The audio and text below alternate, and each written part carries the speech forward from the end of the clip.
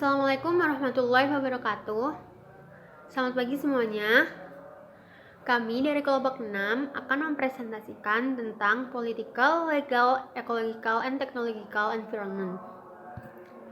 Perkenalkan, nama saya Fairuz Daba Fridesya dan teman saya Irtania Zalsa Pristila dan Ferdiana Rifatul Aulia. Lingkungan politik, hukum, ekologi, dan teknologi dapat memainkan peran kunci dalam membentuk peluang dan ancaman yang dihadapi oleh organisasi. Yang pertama, lingkungan politik. Stabilitas politik merupakan salah satu variabel penting bagi perusahaan ketika mempertimbangkan perluasan pasar luar negeri. Lingkungan politik memuat peristiwa-peristiwa beraneka ragam seperti masalah-masalah sipil atau konflik, aksi terus menentang bisnis, dan konflik antar negara di kawasan tertentu.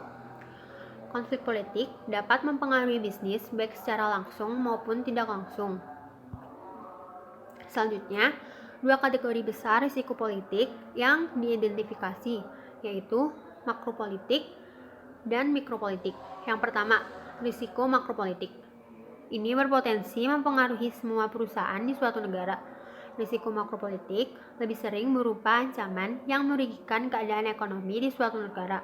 Misalnya, tingkat inflasi umum yang lebih tinggi atau perpajakan yang dapat berdampak buruk bagi semua perusahaan.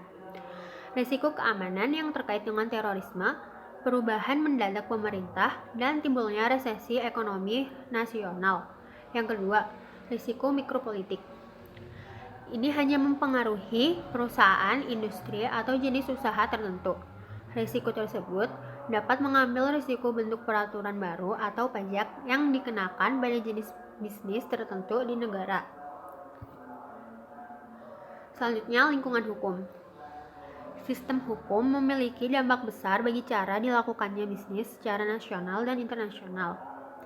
Hukum nasional juga dapat mempengaruhi aspek organisasi internal perusahaan seperti manajemen sumber daya manusianya dan kebijakan kesehatan dan keselamatan, termasuk faktor-faktor seperti ketentuan cuti hamil dan paternitas, pembayaran upah minimum resmi, fisik kondisi kerja, perlindungan karyawan terhadap bahaya di tempat kerja dan polusi, pensiun dan ketentuan medis dan fasilitas penitipan anak. Selanjutnya adalah jenis sistem hukum secara umum dapat dibagi menjadi 5. Yang pertama, hukum umum. Common law pada dasarnya tidak tertulis, telah berkembang dalam waktu yang lama dan sebagian besar didasarkan pada keputusan yang dicapai oleh hakim selama bertahun-tahun. Yang kedua, ada hukum birokrasi. Terjadi di diktatorat dan negara-negara komunis ketika birokrat sangat menentukan apa hukum ini, bahkan jika ini bertentangan dengan hukum historis negeri itu. Selanjutnya adalah hukum kode. Kodifikasi eksplisit dalam ketentuan tertulis tentang apa yang boleh dan apa yang tidak boleh. Undang-undang semacam itu dapat ditulis dalam hukum pidana, perdata, dan atau komersial yang kemudian digunakan untuk menentukan. Selanjutnya ada hukum statut, yaitu merupakan undang-undang yang disahkan oleh pemerintah. Dan selanjutnya ada hukum agama. Hukum agama didasarkan pada aturan yang terkait dengan iman dan praktik agama tertentu. Selanjutnya adalah bisnis yang beroperasi secara internasional harus mewaspadai nasional peraturan di bidang berikut. Yang pertama, pembatasan perdagangan. Itu merupakan hukum dan berbagai jenis peraturan dapat dikenakan untuk membatasi perdagangan, bahkan sampai menjatuhkan sanksi atau embargo perdagangan dengan negara tertentu. Yang kedua, pembatasan kepemilikan asing.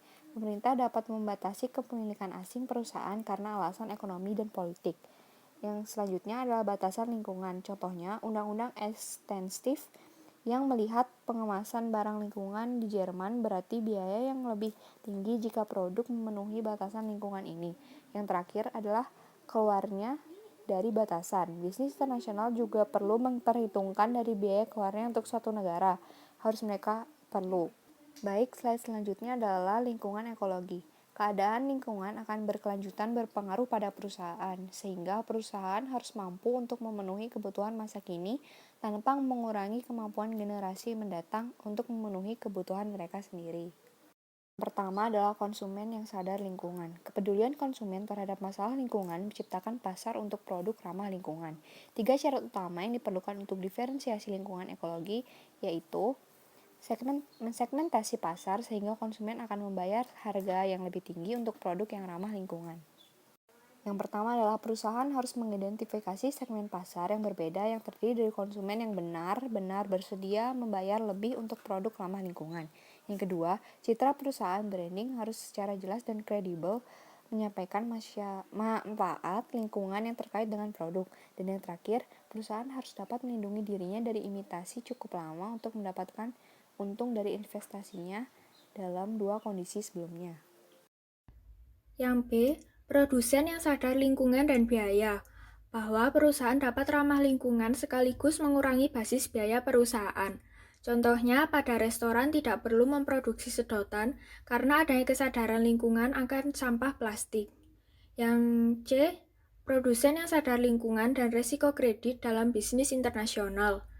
Resikonya kehilangan pendapatan dan laba serta penurunan kredit. Misal tingkat bunga lebih tinggi untuk biaya investasi masa depan. Yang D, pemerintah yang sadar lingkungan dengan melakukan pengawasan terhadap perusahaan. Jika perusahaan menyebabkan kerusakan lingkungan, maka akan dikenakan pajak atau peraturan pemerintah atas bentuk tanggung jawab perusahaan untuk peduli lingkungan. Contoh bentuk tanggung jawab berupa pengolahan limbah sebelum dibuang agar tidak mencemari lingkungan. Ottman 2000 menyarankan strategi pemasaran ramah lingkungan dengan cara berupa pendekatan menyeluruh untuk penghijauan perusahaan seperti hemat energi, menunjuk CEO yang peduli lingkungan, bersikap transparan yang memungkinkan pemangku kepentingan mengetahui informasi perusahaan, bekerja sama dengan pihak ketiga seperti pemerintah dan kelompok penekan lingkungan, akuntabilitas dan peningkatan berkelanjutan. Yang terakhir, mulai bertindak dari sekarang untuk go green dengan melakukan pemasaran ramah lingkungan dengan konsumen. Citra perusahaan harus baik di mata konsumen. Selanjutnya, lingkungan teknologi. Perubahan teknologi dapat memiliki dampak pada keputusan yang diambil oleh bisnis, dapat menciptakan peluang atau ancaman bagi bisnis. Perubahan teknologi dapat melibatkan proses produksi baru dengan cara-cara baru untuk meningkatkan produktivitas, contohnya penggunaan mesin. Adanya teknologi TIK dapat membantu menyelesaikan banyak permasalahan dan meningkatkan efisiensi perusahaan. Perusahaan dengan mudah mempromosikan produknya dan konsumen dengan mudah mendapatkan produknya dengan bantuan teknologi. Berikut adalah dampak positif dan negatif dari adanya teknologi terhadap ekonomi dan bisnis. Dampak positifnya, pertumbuhan ekonomi yang semakin tinggi, terjadinya industrialisasi, produktivitas semakin meningkat, meningkatkan efisiensi dan efektivitas, meningkatkan potensi bisnis, memunculkan paradigma baru dalam bisnis atau internet, mempercepat respon terhadap konsumen dan peluang bisnis baru. Dampak negatifnya, persaingan dalam dunia kerja semakin meningkat sehingga perlu meningkatkan skill, banyaknya penipuan dalam transaksi online, dan munculnya budaya plagiarisme.